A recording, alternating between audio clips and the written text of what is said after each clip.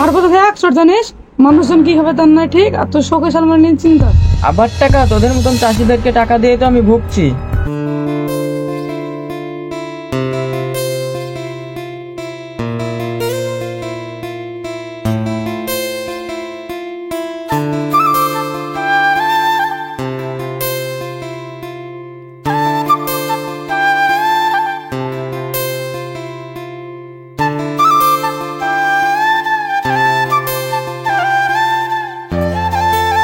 এই ছোড়া, তুই এখানে শুয়ে আছিস কেন? তোর মরার ইচ্ছা হয়েছে নাকি? কেন রে ভাই, মরার ইচ্ছা হবে কেন? তোর আবার যাতা মাথা কথা। আরে মরার ইচ্ছা হয়নি তো এখানে দাঁড়িয়ে ঘুমাচ্ছিস কেন? এখান থেকে যদি পড়িস সোজা স্বর্গে চলে যাবি। না ভাই, 7 রকমের চিন্তা ভাবনার লিগে ঘুম চলে এসেছিল। এই ছোড়া, তোর আবার কিসের চিন্তা ভাবনা রে? এই ছোড়া, চিন্তা ভাবনা আমার হবে না তো তোর হবে নাকি? তোর তো বউ বাচ্চা কিছুই নাই।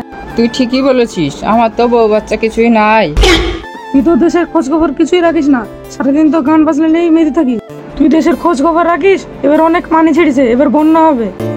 এবার যদি বন্যা হয় মাঠের সব ধান নষ্ট হয়ে যাবে, বউ বাচ্চাকে কি খাবো তার নাই ঠিক। এই চিন্তাই তো বাড়িতে বসে থাকতেছি না। তুই ঠিক বলছিস, পানি সব ছেড়ে দিয়েছে, বন্যা এখনই আসবে। তোর আবার উল্টো পাল্টা কথা। পানি ছেড়েছে অনেক দূরে, আসতে দেরি লাগবে না? তাও কতক্ষণ লাগবে ভাই? 1 ঘন্টা সময় পাবো? সে তো পাবি, তোর আবার 1 ঘন্টার কি দরকার? আরে না, মানে বলছিলাম ওই খাট শোকেস গুলো আছে গাছের উপর তুলে দিতে হবে, না হলে সব নষ্ট হয়ে যাবে না। মারবো তোকে 100 জানিস। মানুষজন কি হবে তার নাই ঠিক, আর তোর শোকে সালমান নিয়ে চিন্তা।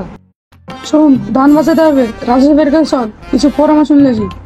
না হলে এবার বন্যায় ধান বাঁচানো যাবে না। ঠিকই বলেছিস ভাই, চল।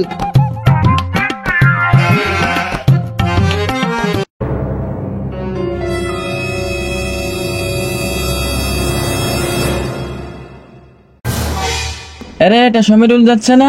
এ সমীরুল, শুন শুন। যা আসলা, ভাবলাম দেখতে হবে না, আবার দেখে নিল। যাই কি বলছে দেখে আসি। কি বলছো ভাই? আরে টাকা পাবো আমি, আর উল্টে আমাকেই ধমকানি? কিরে, মানুষের উপকার করা কি অপরাধ? কেন গো ভাই, তুমি এরকম বলছো কেন? আরে কিছু বলবো না মানে, তুই যে আমার কাছ থেকে 35,000 টাকা নিলি, সুদ বেড়ে 85,000 টাকা হয়েছে। এত টাকা তুই কি করে শোধ করবি? তোর জমি বিক্রি করলেও তো এত টাকা হবে না। ভাই আর কিছুদিন দাঁড়াও, তোমার সব টাকা আমি একবারে শোধ করে দেবো। ভাই তুমি তো জানো, এর আগের বছরে বন্যায় আমার সব ধান নষ্ট হয়ে গেছিল। শুনছি এবারও নাকি বন্যা হবে, আর চিন্তা তো তোমার টাকা শোধ করবো কি করে? ওসব কথা আমি শুনতে চাই না, যত দিন যাবে তত সুদ বাড়বে। তুই যদি টাকা না দিতে পারিস, তোর বাড়ি দখল করে নেব। আরে ওটা রাজেশ ভাই না? চল চল চল দেখি। আরে রাজেশ ভাই, তোমার সাথে কিছু কথা ছিল। আরে তুই আবার কি বলবি বল। রাজেশ ভাই, এবার কিন্তু বন্যা আসতে চলেছে, আমার কিছু টাকা লাগবে, তাই আগে থেকে বলে রাখলাম।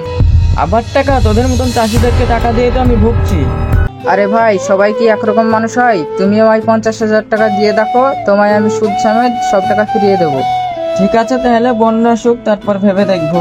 ঠিক আছে ভাই, আমরা এবার আসছি। ঠিক আছে ভাই, তাহলে আমিও আসছি। বাড়ি যাচ্ছিস মানে আগে আমার কথাটা শুনে যা। ভালো ভালো আমার টাকা গেলা শোধ করে দিবি, নাহলে তোর বাড়িঘর সবকিছু দখল করে নেব। এখন তুই যা।